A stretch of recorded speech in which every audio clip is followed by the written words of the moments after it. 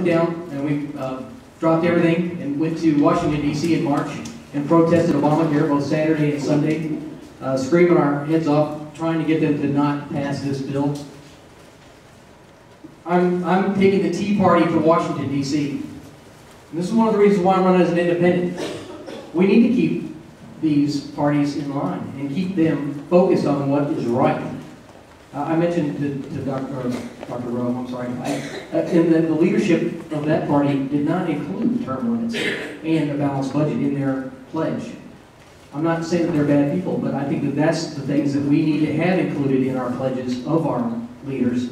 And that's what I will do, is I'll be sitting in the middle of the aisle, screaming at both of them, making sure that they're doing and working for us, the people, back in our district. How am I going to keep you informed? My wife has already got a schedule planned on how every month that I come back, I'm going to be in each different county. Not every county every month, but she's got a map laid out and everything. It's in, not PowerPoint, but Visio. She's also a computer person like myself. So I plan to be a citizen legislator, and I'll come back and keep you informed of what I'm doing in Washington, D.C. And that's how you can hold me accountable, because you're going to know exactly what I'm working on. And that's my plan. Thank you.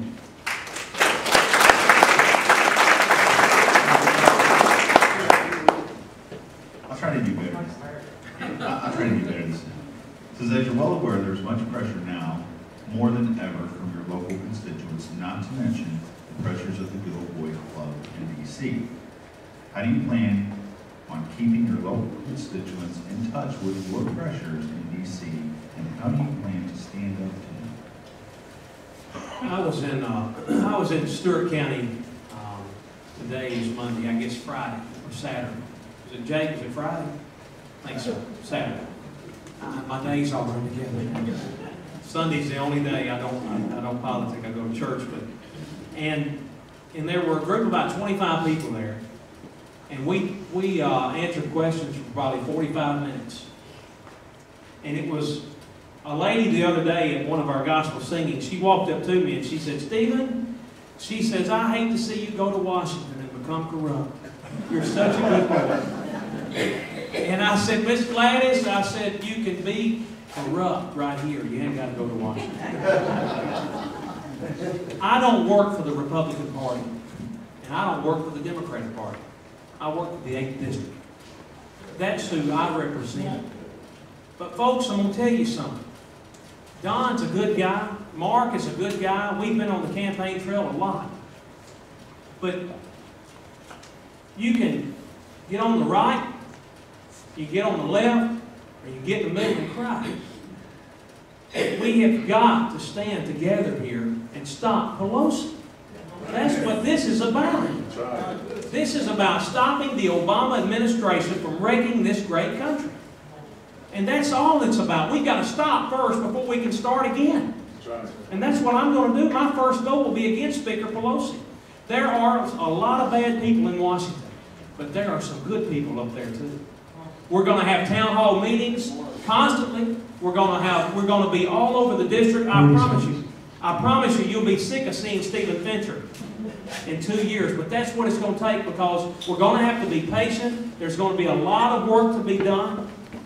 But folks, together, we're going to have to do it. It's going to be hard. I told my campaign manager the other day, I said, "Now I'm afraid I'm going to win." We have got a lot to do, but we're going to get after it and do it together. Thank you.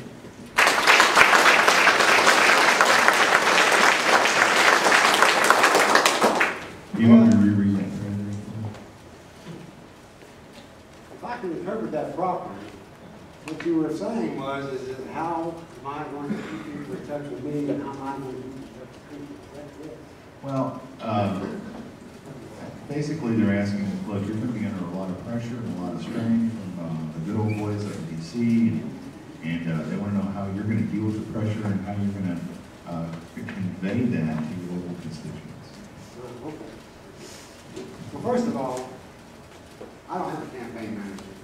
You see, I have decided to do it all myself. Now that's because I do have to do it. I'm not crazy. So you see, that's going to protect me against the good old boy. Because you see, I'm a little older. I've had a lot of experience in life. You know. Now, I have a couple college degrees, one in psychology,